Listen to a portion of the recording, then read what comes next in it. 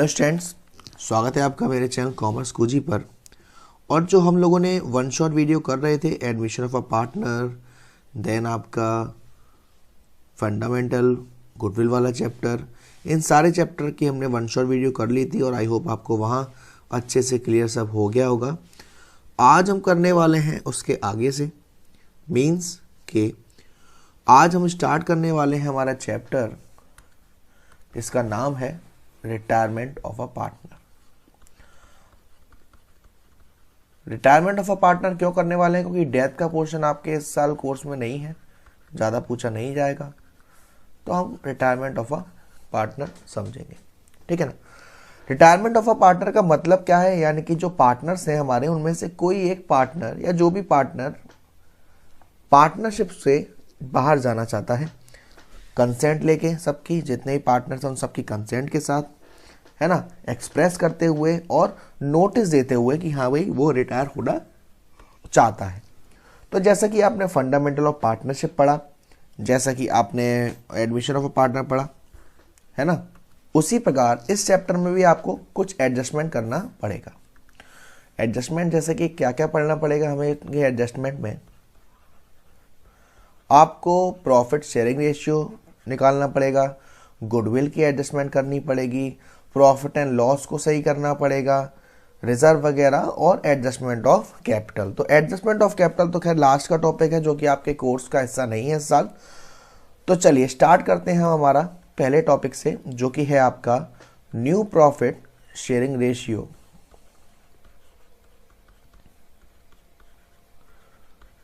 New profit sharing ratio. New profit sharing ratio में क्या होता है कि जब पार्टनर का रिटायरमेंट होता है तो जो रेशियो, जो पार्टनर बचे हैं जिन्हें हम कंटिन्यूइंग पार्टनर कहते हैं, वो डिसाइड करते हैं कि वो फ्यूचर में कैसे कैसे रेशियो को करेंगे, उसी को हम कहते हैं न्यू रेशियो। फॉर एग्जांपल यहाँ एक फॉर्मूला बन जाता है न्यू रेशियो का, new ratio is equal to old share, यानी कि जो पुराना शेयर था प्लस एक्वायर्ड गेनिंग शेयर, यानी कि जो पार्टनर चला गया उसका शेयर उन्होंने कैसे कैसे लिया है ना, या जो भी है वो दिया होगा क्वेश्चन में। ये तो आपका होता है न्यू रेशियो के लिए। और वही बात करी जाए कि इस चैप्टर में आपको एक रेशियो निकालना पड़ता है जिसे कहते हैं गेनिंग रेशियो। गेनिंग रेशियो भाई जो पार्टनर बचे हैं, उसने जो पार्टनर रिटायर हुआ है उसका रेशियो लिया है, तो उनने रेशियो गेन हुआ, वो कुछ ना कुछ रिटायरिंग पार्टनर को देंगे। तो उसके लिए हमें गेनिंग रेशियो निकालना पड़ेगा, जो कि फॉर्मूला रहेगा आपका new ratio minus old ratio. जैसे सेक्रीफाइड रेशियो के लिए था ना old ratio minus new ratio, ऐसे ही गेनिंग रेशियो के लिए होता है new ratio minus old ratio, है ना। तो अब हम केसेस बाय केसेस समझेंगे कि कैसे कैसे आपको यहाँ रेशियो में दिक्कत आ सकती है। पहला आपका केस 1 आपके सामने। पहला केस में क्या होगा कि जो वन पार्टनर है वो रिटायर हो रहा है और जो न्यू प्रॉफिट शेयरिंग रेशियो है वो वही है, यानी कि गिवन नहीं है, पुराना ही है। फॉर एग्जांपल आपको क्वेश्चन में कहे कि 3 पार्टनर हैं x, y और z, रेशियो है 1/2, 3/10 और 1/5। अब यहां पर x रिटायर हो रहा है, x रिटायर हो रहा है और कुछ नहीं दे रखा, आपसे कहे गेनिंग रेशियो निकालो पार्टनर्स का। तो देखो सबसे पहले तो आप इक्वल कर लो, क्योंकि यहाँ 2 है, 10 है, 5 है, एलसीएम लोगे तो 10 आएगा। 2 5 जा 10, 5 1 जा 5, 10 का यहाँ 3 आ जाएगा और ये 2 1 जा 2, यानी कि रेशियो आएगा 5:3:2। और अब मैं यहाँ पर अगर आपसे पूछूं कि इनका जो गेनिंग रेशियो है वो क्या है, वो पुराना ही तो है। जैसे फॉर एग्जाम्पल, जैसे आप अगर बात करें कि जब हम एडमिशन ऑफ अ पार्टनर में सेक्रीफाइसिंग रेशियो निकालते थे, वहां पे पार्टनर्स का पुराना रेशियो दिया होता था और कुछ भी एडजस्टमेंट नहीं दिया होता था, तो हम पुराने रेशियो को ही सेक्रीफाइस रेशियो मान लेते थे। ऐसे ही अगर यहाँ पर x चला गया तो यहाँ पर ये बचे, तो गेनिंग रेशियो हमारा क्या हो जाएगा 3:2। आप चाहो तो इसे सॉल्व भी करके एक बार देख सकते हो। और अगर गेन जो है कंटिन्यूइंग पार्टनर ने सेपरेटली गिवन है कि भाई इस पार्टनर ने इतना लिया है, जैसे कि मैं बात करूं केस 2 की, आपको क्वेश्चन में दिया हुआ है कि इस पार्टनर ने इतना लिया, इस पार्टनर ने इतना लिया, उस केस में हम क्या करेंगे। जैसे मैं एक केस लेता हूं आपके साथ कि मान लीजिए 3 पार्टनर हैं K, L और Z, रेशियो है 4:3:2। अब क्वेश्चन में कहा जाए कि एल रिटायर हो रहा है और उसने सरेंडर किया है 1/9 ऑफ हिज शेयर के को और रिमेनिंग जेड को। ठीक, अब यहां आपको याद होगा कि जब ऑफ की बात आ जाती है तो मल्टीप्लाई करते हैं। जी सर, कौन रिटायर हो रहा है? एल रिटायर हो रहा है। एल का शेयर था 3/9, जिसमें से 1/9 उसने दे दिया किसको? यानी कि 3/81। 3/81 दिया किसको? ए को, सॉरी के को। तो एल के शेयर में से तो पहले 3/9 माइनस 3/81 करेंगे, या एलसीएम 81 आएगा। तो ये आपका 27 माइनस 3, तो ये 24/81। रिमेनिंग किसको मिल गया? रिमेनिंग मिल गया जेड को। तो ये रेशियो मिल जाएगा जेड को, जो कि उसमें ऐड हो जाएगा, और ये रेशियो के में ऐड हो जाएगा, और उनका गेनिंग रेशियो आ जाएगा। तीसरा केस आपसे पूछा जा सकता है, तीसरा केस आपसे पूछा जा सकता है या कहा जा सकता है कि जो रिमेनिंग पार्टनर है, जो कंटिन्यूइंग पार्टनर है, उन्होंने जो पार्टनर रिटायर हुआ है उसका शेयर किसी स्पेसिफाइड रेशियो में लिया है ना। जैसे हम क्वेश्चन लेते हैं, 3 पार्टनर हैं आर, एस और एम, उनका रेशियो है 2:2:1। ठीक, और एम हो रहा है रिटायर, और आर और एस ने डिसाइड किया है कि वो इसका जो शेयर है वो 1:2 में लेंगे। ठीक है ना। तो इसमें हम क्या करेंगे? देखो, कौन रिटायर हो रहा है? सर एम रिटायर हो रहा है, और एम का शेयर क्या है? 1/5। ठीक, अब यहां देखिए एम रिटायर हुआ है और एम का शेयर इस रेशियो में लिया जाएगा, यानी कि 1/5 इंटू 1/3 करके जो अमाउंट आएगा 1/15, ये आर के शेयर में ऐड कर दिया जाएगा, और ऐसे ही एस के शेयर में ऐड कर दिया जाएगा, है ना। तो ये आपके केसेस हैं। एक केस और कहा जा सकता है आपसे कि भाई गेनिंग रेशियो निकालो, जब ओल्ड रेशियो न्यू रेशियो दे रखा है। तो जब आपको ओल्ड रेशियो न्यू रेशियो दे रखा है तो आपको सीधा सीधा फॉर्मूला लगाना है गेनिंग रेशियो का। क्या है gaining ratio formula? New ratio minus old ratio. या आपसे ऐसा कह सकता है कि भाई पूरा का पूरा शेयर किसी एक पार्टनर ने ले लिया, तो पूरा का पूरा शेयर एक पार्टनर में ऐड हो जाएगा। इसके अलावा कोई एक्स्ट्रा केस आपसे अच्छे नहीं पूछे जा सकते। तो ये तो बात थी आपकी रेशियो के पोर्शन की। अब हमारा जो सेकंड टॉपिक आता है इसमें, वो आता है ट्रीटमेंट ऑफ गुडविल।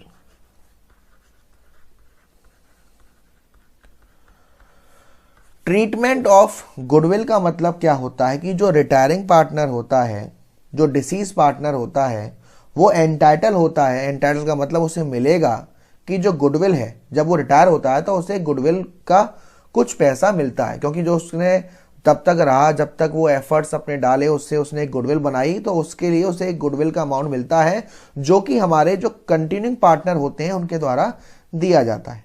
ठीक है ना। तो इसमें सबसे पहली बात, अगर हमें कोई गुडविल पहले से ही अपीयर है, जिसे हम कहते हैं गुडविल ऑलरेडी अपीयर्स, उसमें हम एंट्री क्या पास करेंगे? एडमिशन में हम ओल्ड पार्टनर्स को बांट रहे थे, यहां हम ऑल पार्टनर्स को बांटेंगे। All partners capital account DR to goodwill account, और ये हम ओल्ड रेशियो में बांटते हैं। ठीक है ना। और अगर कोई पार्टनर रिटायर होता है, उस केस में जो कंटिन्यूइंग पार्टनर है यानी कि रिमेनिंग पार्टनर है, वो कुछ कंपनसेशन देते हैं रिटायरिंग पार्टनर को। उसके लिए एंट्री क्या होती है? उसके लिए एंट्री होती है कंटिन्यूइंग पार्टनर, या आप कह सकते हो गेनिंग पार्टनर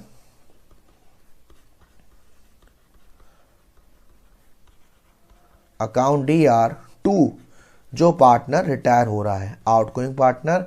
या अगर आपने गेनिंग रेशियो निकाला और उसे निकालते वक्त सैक्रिफाइसिंग रेशियो आया, कैसे सैक्रिफाइसिंग आया वो हम आगे चल के सीखेंगे, तो उसको भी हम CR से ऐड कर देंगे। ये एंट्री होती है। ठीक है ना। तो आप कह सकते हैं कि इसे हम continuing partner account DR to retiring partners capital account, और टू कंटिन्यूइंग पार्टनर CR में जब आएगा जब किसी पार्टनर को सैक्रिफाइस हुआ हो। तो अभी मैं एक क्वेश्चन लेके आपको ये क्लियर करता हूं कि एंट्री कैसे पास होती है और क्या करते हैं। जैसे मान लीजिए एक क्वेश्चन है कि 3 पार्टनर हैं ए, बी और सी, रेशियो दे रखा है 4:3:2 और क्वेश्चन में आपसे कहे कि बी रिटायर हुआ और जो गुडविल है फर्म की, गुडविल दे रखी है फर्म की, वो दे रखी है 18,000। इस केस में हम क्या करेंगे, हमें फर्म की गुडविल दे रखी है, पार्टनर कौन रिटायर हो रहा है सर, बी, तो पहले 18,000 इंटू बी का शेयर कितना आएगा बेटा, बी का है 3/9, ये सॉल्व करोगे तो आएगा 6,000। अब क्योंकि यहां पर आपको कोई और रेशियो नहीं दे रखा तो ये 4:2 यानी कि 2:1 क्या आ जाएगा, गेनिंग रेशियो। तो हमारे जो रिटायरमेंट है उसमें जो गुडविल होती है वो गेनिंग रेशियो में होती है। तो एंट्री क्या होगी, S capital account DR, C capital account DR to B capital. Amount कैसे आएगा, यहाँ तो 6,000 आएगा और 6,000 का 2:1 करोगे तो 4,000 और 2,000। इस तरीके से किसी किसी क्वेश्चन में आपको फर्म की गुडविल भी दे रखी होगी, goodwill appear in the books, already exist in the book, तो वो सभी पार्टनर्स को डेबिट और क्रेडिट में गुडविल, है ना। तो इसमें आगे बढ़ते हैं बेटा। अब जैसा कि मैंने बताया कि जो एंट्री होती है, अगर किसी पार्टनर का सेक्रीफाइस रेशियो आ गया तो उसे भी CR करते हैं। इसका मतलब क्या है कि अगर आपने गेनिंग रेशियो निकाला और गेनिंग रेशियो यानी कि new ratio minus old ratio करके उसका रेशियो माइनस में आ रहा है, अगर माइनस में आ रहा है तो इट मीन्स वो भी सेक्रीफाइस कर रहा है ना, है ना, तो वो हमारे CR साइड में आता है। तो यहां पर आपको क्लियर हो गया, ठीक है, हाँ जी। अब अगर रिटायरमेंट वाले केस में कोई हमें हिडन गुडविल वाला कंसेप्ट दे रखा होता है, उस केस में हम हिडन गुडविल को कैसे निकालते हैं, ध्यान से समझिएगा आप। मैं एक क्वेश्चन लेता हूं आपके साथ करवाने के लिए कि जो रिया, श्रेया और निया, ये 3 पार्टनर मान लीजिए, ठीक, रेशियो है 1:2:3 और निया रिटायर हुई और रिटायर होने के बाद जब वो रिटायर हुई उस समय प्रॉफिट था रिवैल्यूएशन में 4,40,000, ठीक। Riya and Shriya agree to pay her 5 lakh in full settlement. Riya and Shriya राजी हुए कि जो हमारा पार्टनर रिटायर हो रहा है उसे 5 लाख रुपए देंगे या फुल सेटलमेंट में, ठीक। आपको ट्रीटमेंट करना है गुडविल का और जो न्यू रेशियो है वो है 1:3। तो देखिए इस क्वेश्चन में हम क्या करेंगे, सबसे पहले हम निकालेंगे गेनिंग रेशियो, ठीक। गेनिंग रेशियो कैसे आएगा, न्यू रेशियो, वो ओल्ड रेशियो आपको दे रखा है, न्यू रेशियो ये रहा। जब आप इसे गेनिंग रेशियो निकालोगे न्यू माइनस ओल्ड, तो रिया और श्रेया, क्योंकि निया तो हमारी रिटायर हो गई है, ठीक है ना, तो ये आएगा 1:5। तो इस 1:5 में क्या होगा, कितना अमाउंट आएगा बेटा, वो हमें निकालना है। देखो प्रॉफिट ऑन डिवैल्यूएशन सब एडजस्टमेंट करने के बाद कितना था, 4,40,000 सारी एडजस्टमेंट करने के बाद, और ये कितना अमाउंट दे रहे हैं 5 लाख, यानी डिफरेंस है वो कितना हो जाएगा 60,000 गुडविल हो जाएगी। तो सर क्या इसका कोई फॉर्मूला होता है, जी हाँ, इसका फॉर्मूला होता है जो अमाउंट पार्टनर एग्रीड होते हैं रिटायरिंग पार्टनर को पेड करने के लिए, उसमें से वो अमाउंट माइनस कर दिया जाता है जो सारी एडजस्टमेंट के बाद था। तो जो बीच का गैप होता है वो हमारा हिडन गुडविल कहलाता है। तो यहां तक तो सारी हमारी बेसिक चीजें हो गई। देन उसके बाद आता है रीवैल्यूएशन ऑफ एसेट, जो कि आप लोग एडमिशन वाले चैप्टर में भी एक बार पढ़ चुके हैं, तब भी मैं एक बार आपको और क्लियर कर दूंगा। रिवैल्यूएशन ऑफ एसेट्स का मतलब क्या होता है कि भाई जो हमारी एसेट्स और लायबिलिटी है उनको रिवैल्यू करा जाएगा। अगर प्रॉफिट हुआ है तो सभी पार्टनर से बटेगा रिटायरमेंट में, और लॉस हुआ है तो भी सभी पार्टनर में बटेगा, ठीक है ना। तो इसमें ज़्यादा केसेस आने नहीं है, बस आपको समझना है बेसिकली एक तरीके से कि कौन सी चीज़ का ट्रीटमेंट कहाँ होता है। डेबिट साइड में क्या जाता है, हमारे लिए सारे खर्चे, सारे नुकसान, जैसे कि अगर आपकी एसेट्स की वैल्यू में कमी आती है तो आएगा, कमी यानी कि डिक्रीज होना, लायबिलिटी की वैल्यू बढ़ जाती है तो आएगा, और इसका जस्ट उल्टा, एसेट्स की वैल्यू बढ़ जाती है तो रिवैल्यूएशन में CR में जाएगा, लायबिलिटीज की वैल्यू कम हो जाती है तो अनरिकॉर्डेड एसेट्स तो CR आएगा, अनरिकॉर्डेड लायबिलिटी तो DR आएगा। और कुछ केसेस होते हैं जैसे अंडर वैल्यूएशन, यानी कि कोई वैल्यू कम थी नहीं लेकिन कम दिखा रखी तो बढ़ाएंगे, बाई साइड में सीआर साइड में डालेंगे। कोई वैल्यू दे रखी ओवर वैल्यूएशन यानी कि ज़्यादा बढ़ा रखी है, ज़्यादा है नहीं तो उससे कम करेंगे यानी अंडर वैल्यूएशन। प्रोविजन वाले केस में आपको बस फॉर्मूला याद रखना है कि अगर बैड डेब्ट्स भी दे रखा है प्रोविजन भी बनाने हैं, है ना। उसका बेसिकली फॉर्मूला होता है कि हमारे जो बैड डेब्ट्स हैं और कोई फर्दर बैड डेब्ट्स हैं तो उसमें जोड़ देंगे, नया प्रोविजन जो बनाया उसमें जोड़ देंगे और ओल्ड प्रोविजन माइनस कर देंगे, जो आएगा उसे हम शो करेंगे बैड डेब्ट्स में। और प्रोविजन तो आपको जो बनाने हैं वो बनाने ही है ना, ये आपके लिए ज़रूरी रहता है। तो रिवैल्यूएशन में मेरे ख्याल से डीपली कुछ ज़्यादा पढ़ने की नीड है नहीं, क्योंकि आपने एडमिशन ऑफ अ पार्टनर में ऑलरेडी अच्छे से किया होगा, है ना। उसके बाद आपके रिजर्व वगैरह का भी ट्रीटमेंट वैसे ही होता है, बस फर्क इतना रह जाएगा कि इसमें सभी पार्टनर से बांटा जाएगा। जो भी रिजर्व होगा, जो भी प्रॉफिट होगा, जो भी लॉस होगा, तो वो सभी पार्टनर में बांटा जाएगा। बस आपको ये ध्यान रखना है कि लॉस क्या होता है और फ़ायदा क्या होता है। जैसे हमारे वर्कमैन कंपनसेशन रिजर्व के ट्रीटमेंट, आईएफआर के ट्रीटमेंट, ये सारे ट्रीटमेंट जो मैंने वैल्यूएशन ऑफ गुडविल वाला चैप्टर है आपको वहाँ समझाया था बहुत अच्छे तरीके से, तो वो वहाँ क्लियर हो जाएगा। अब आपको जो मेन बात है वो ध्यान में रखनी है कि जब पार्टनर रिटायर होता है तो उसकी जो कंप्यूटेशन होती है, कंप्यूटेशन यानी कि उसे कितना अमाउंट पेड करना है और क्या क्या चीज़ें कहाँ कहाँ कैसे कैसे जाती हैं वो हम समझेंगे। तो उसमें हमें जानना ज़रूरी है कि क्या क्या चीज़ें कहाँ आती हैं। वैसे ये जो कंप्यूटेशन है आपको मालूम होगा जो पार्टनर्स कैपिटल अकाउंट बनाते थे सेम उसकी तरह है। तो ये जो चीज़ें हैं ये हमारा पार्टनर बनाता है, तो जो हमारे पार्टनर के फ़ायदे हैं वो सारे सीआर में और जो नुकसान है वो सारे डीआर में। तो पहले हम बात कर लेते हैं कि पार्टनर्स कैपिटल अकाउंट के सीआर में क्या क्या आएगा, क्या क्या चीज़ें पार्टनर को मिलती हैं। आपको जो रिटायरिंग पार्टनर है उसका बैलेंस ऑफ कैपिटल दे रखा होगा वो सीआर में आता है, ठीक। आपको कोई प्रॉफिट हुआ रिवैल्यूएशन में वो रिटायरिंग पार्टनर के अकाउंट में आएगा सीआर साइड में, ठीक। उसके बाद अगर कोई रिजर्व दे रखा है आपको, अगर कोई एक्यूमुलेटेड प्रॉफिट दे रखा है वो आएगा। उसके बाद आपको जो गुडविल होगी फर्म की वो आएगी, है ना। अब गुडविल ऑफ अ फर्म, जो हमारी गुडविल होती है फर्म की वो नहीं मिलती है ना, तो वो आएगा share of goodwill of firm,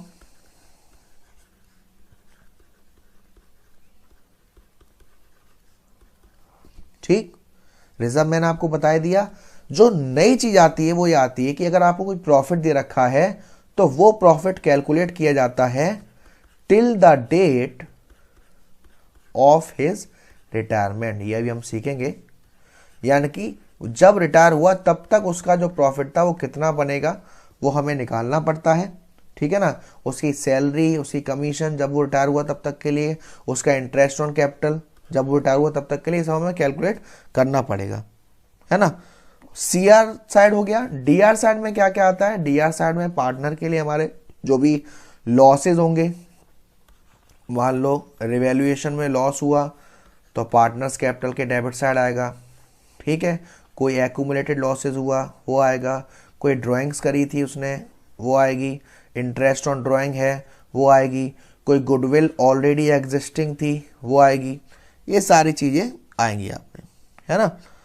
तो अब यहाँ पर हमें क्या करना पड़ेगा, तो मैं अभी आपको एक चीज़ बता देता हूँ कि अगर आपको किसी, मान लो आपको क्वेश्चन में प्रॉफिट दे रखा है तो आपको ये तो मालूम होगा कि अगर डेबिट साइड में होता है ना, अगर डेबिट साइड में आता है मतलब कि आपको दे रखा होगी प्रॉफिट एंड लॉस का डेबिट बैलेंस, तो ये लॉस होता है और लॉस पार्टनर्स कैपिटल अकाउंट के कहाँ जाएगा, डेबिट साइड में आएगा। और अगर क्रेडिट बैलेंस दे रखा है प्रॉफिट का तो ये फायदा होता है ना। अब अगर क्वेश्चन में डेट दे रखी है कि जो पार्टनर है वो 30 जून को रिटायर हुआ है, 30 सितंबर को रिटायर हुआ है, उस केस में प्रॉफिट को कैसे कैलकुलेट करते हैं। जो आपको प्रॉफिट दे रखा है मान लो 10,000 और जो पार्टनर रिटायर हुआ है मान लो उसका शेयर है 2.5, तो यहाँ हम काउंट कर लेते हैं कितना महीना जिया वो रिटायर हुआ, सॉरी डेथ का आ गया कंसेप्ट, अप्रैल मई जून, है ना। अप्रैल मई जून 3 महीने 3/12 है ना। ऐसे ही इंटरेस्ट ऑन कैपिटल वाला कंसेप्ट, अगर पार्टनर को इंटरेस्ट ऑन कैपिटल मिल रही है तो हम ये देखते हैं कि वो कब रिटायर हुआ, अगर नहीं दे रखा तो पूरे साल का, है ना।